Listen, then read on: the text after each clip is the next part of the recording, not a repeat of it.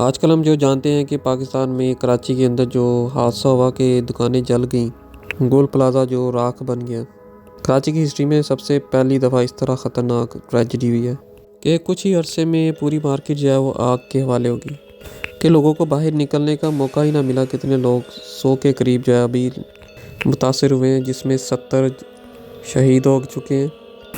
जनवरी 2026 में ये बहुत अहम वाक़यात में से एक है। ये बिल्डिंग वाक़या है एम जिना रोड सदर एरिया कराची के अंदर। जो आग लगने का टाइम बताया जाता है वो 10:45 यानी कि पौने 11 रात का, और हफ्ते की रात है 17 जनवरी 2026। और ये तकरीबन 3 दिन तक आग जली रहती है, लेकिन कुछ घंटों के अंदर ही 60-70 के करीब लोग जो है वो जाँ बहक हो जाते हैं, और कितने ही जो है लोग वो लापता हैं। जैसे कि हम लोग स्टोरियाँ सुनते हैं, काफ़ी ज़्यादा कहानियाँ, मसले मसाइल जो सामने आ रहे हैं लोगों के। और इसके अंदर दुकानें बताया जाता है कि वो कितनी 1200 के करीब दुकानें हैं। तो इसकी जो वीडियो बनाने का मकसद ये है कि कुछ एनालिसिस किया जाए, कुछ तज्ज़िया किया जाए कि इसकी असल वजूहात क्या हैं, इसका हल क्या है और क्या करना चाहिए था, और अब लोगों के साथ क्या होगा जो इस बिल्डिंग के जलने से असरअंदाज हुए हैं। पहली बात तो ये है कि पता होना चाहिए कि 1200 के करीब दुकानें वो जल के राख हुई हैं, जिसमें सामान जल गया, लेकिन कुछ लोगों की अभी नकदी वो थोड़ी सी बची होगी, या कुछ सामान वगैरह थोड़ा सा बचा होगा, लेकिन जो मेन है वो ख़त्म हो चुका है। कुछ काम करने वाले लोग हैं वो मुतासिर हुए, जो दुकानदार है वो मुतासिर हुए, कुछ शहीद हो गए। अब आइए इसकी जो वजूहात क्या हैं, बिल्डिंग में आग कैसे लगी।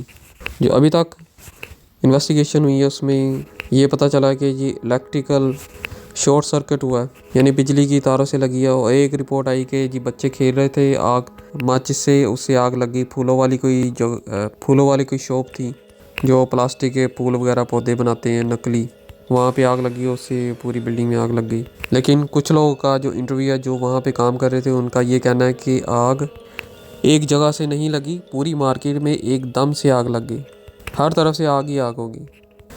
किसी ने एक वीडियो बनाया कि अगर जो फूल नकली होते हैं यानी प्लास्टिक के, उससे आग लगना मुमकिन है, वो फ्लेमेबल होते हैं, यानी उनको आग जल्दी लग जाती है। लेकिन दूसरी साइड पे इंटरव्यू में काफ़ी लोगों ने ये बताया कि आग एक ही टाइम में काफ़ी जगहों पे फैल चुकी थी।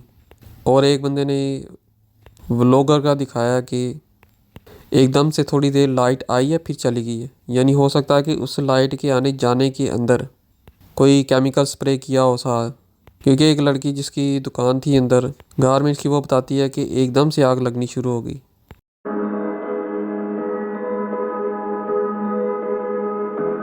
तो लाइट जाने की दौरान कोई मसला भी हो सकता है, कोई साजिश भी हो सकती है। तो कुछ लोग वीडियो वहाँ बना रहे थे जिनके वीडियो में आई है कि लाइट एकदम से गई और आई, यानी कि आग लगने से पहले। और ये भी कुछ लोगों का सोचना है कि ये प्लाज़ा जो बड़े बिजनेसमैन हो सकता है उनका प्लान हो कि पुराना ख़त्म हो और नया जब बने तो हम लोग वहाँ पे इन्वेस्ट करेंगे, हम लोग वहाँ पे बिज़नेस करेंगे, कारोबार, लोगों को दुकानें किराए पे देंगे, क्योंकि ये जगह ये गवर्नमेंट की है। तो गवर्नमेंट जब इसको बनाएगी तो वो लीज़ पे लोगों को देगी, लीज़ वाले फिर आगे किराए पे देंगे। अब कहा जा रहा है कि बिल्डिंग जो है वो जल्दी बनाई जाएगी, और जो लोग शहीद हुए उनको 1 करोड़ मिलेगा, और जो दुकानदार है उनको पैसा मिलेगा। लेकिन जो वहाँ पे मज़दूर काम कर रहे थे, जिनको नुकसान हुआ, उनका कोई पता नहीं, उनका क्या बनेगा, उनको क्या मिलेगा।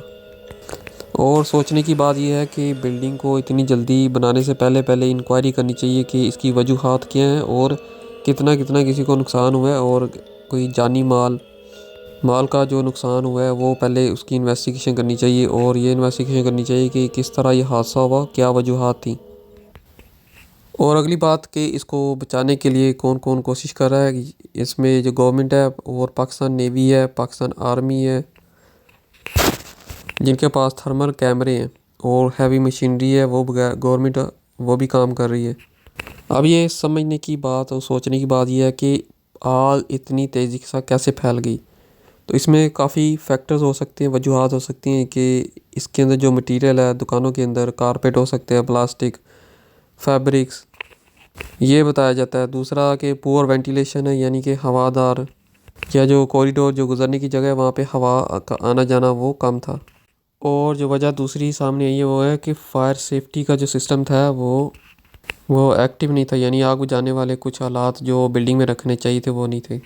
और ये सवाल पैदा होता है कि जो फायर फाइटिंग थे, यानी कि जो लोग बचा रहे थे आग से, गवर्नमेंट की तरफ से जो आए थे, उनके लिए कितनी मुश्किलात थी। वो इसलिए मुश्किलात ये थी कि अंदर से बहुत ज़्यादा हीट निकल रही, धुआं था, जिसकी वजह से वो एकदम से मदद नहीं कर सके। और सामने ये बात आ रही है कि बिल्डिंग जो है वो गैर कानूनी तौर पे उसको तमीर किया गया था और इसकी कोई सेफ्टी सही तरीके से रजिस्टर नहीं थी कि ये सेफ़ है कि नहीं। लोग जो हैं वो नाराज़ इसलिए हैं और उनका बनता है कि जो फायर, अगर आग लगी है तो एकदम से कैसे लगी और उसके अंदर एकदम से लोग कैसे मुतासर हुए, वो बाहर निकलने के लिए उनको जगह क्यों नहीं मिली, क्योंकि उसमें गाहक भी थे जो ख़रीदने आए थे, शॉपिंग करने वाले, और जो वर्कर थे सब उसका शिकार हो गए। तो ये गवर्नमेंट की ज़िम्मेदारी होती है कि इतनी बड़ी बिल्डिंग हो उसका विज़िट करना चाहिए, उसको रजिस्टर करने के लिए उसके पेपर वर्क चेक करना चाहिए और जाके विज़िट होना चाहिए कि ये बिल्डिंग सेफ़ है कि नहीं। और इंतज़ामिया को पूछना चाहिए कि आपने इसकी क्या प्रिकॉशन की हैं, एहतियाती तदाबीर कौन सी की हैं कि अगर आग लग जाए तो क्या करेंगे। तो आज आके वो मेन जो बड़ी वजूहात, जो मसले मसाइल जो पेश आए हैं, वो उसकी जो वजूहात है वो ये सामने थी। एक तो सेफ्टी वो सही नहीं थी, फायर के लिए, आग लगने के लिए सेफ्टी प्रिकॉशन यानी कि बिल्डिंग में इंतज़ाम होना चाहिए था उनका अपना, या कम से कम जो आग जब लगे तो फायर एग्ज़िट होते हैं, दरवाज़ों से निकल सको आप। तो 13 दरवाजे थे, लेकिन फिर भी कितने लोग अंदर फंस गए थे। दूसरा सेफ्टी फेलियर इस वजह से हुआ कि गवर्नमेंट की तरफ से कोई एहतियाती तदाबीर नहीं, कि बिल्डिंग जब एक बड़ी वहाँ पे मार्केट होती है तो गवर्नमेंट का भी काम है कि उसके अंदर सेफ्टी चेक की जाए जब आप इसको रजिस्टर करते हैं। और आखिरी बात जो वेरी इंपॉर्टेंट, बहुत अहम बात, कि इस सब के लिए कि अगर ऐसी आग लग जाए, सिचुएशन हो, तो क्या करना चाहिए। फ़ौरन पहले तो ये देखना चाहिए कि पैनिक ना हो, परेशान ना हो, और अगर वहाँ पे लिफ्ट लगी है तो उसको इस्तेमाल ना करें, और जो सीढ़ी हैं फ़ौरन उसकी तरफ जाना चाहिए, और जो कुछ अपने पास है उसको छोड़ के अपनी जान बचाने की करें।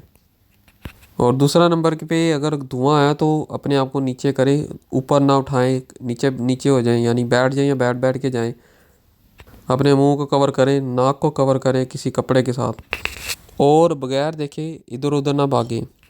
और आगे की तरफ जा रहे हैं तो अगर पीछे दरवाज़ा खुला है तो उसको बंद कर दें, यानी आग पीछा नहीं करेगी, आग को स्लो कर देगा दरवाज़ा।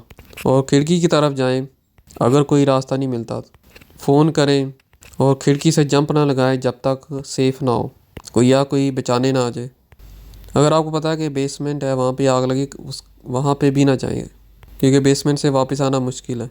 और जो रास्ता खुला है उसकी तरफ कोशिश करें निकलें। तो कुछ एहतियाती तदाबीर से इंसान खुद बच सकता है और अपनी फैमिली को भी बचा सकता है। और ये ना देखे कि मेरा जो माल पड़ा पहले मैं उसको पकड़ूं, अपनी चीज़ें पकड़ूं, बल्कि उसको छोड़ के सेफ़ रास्ते की तरफ जाएं। अब देखना ये है कि जो लोगों को नुकसान हुआ है, जानी नुकसान, इन्होंने, गवर्नमेंट ने कहा कि 1 करोड़ रुपया मिलेगा और दुकानदारों को मिलेगा। अभी देखना है कि वो किस तरह उनको मिलता है या नहीं मिलता।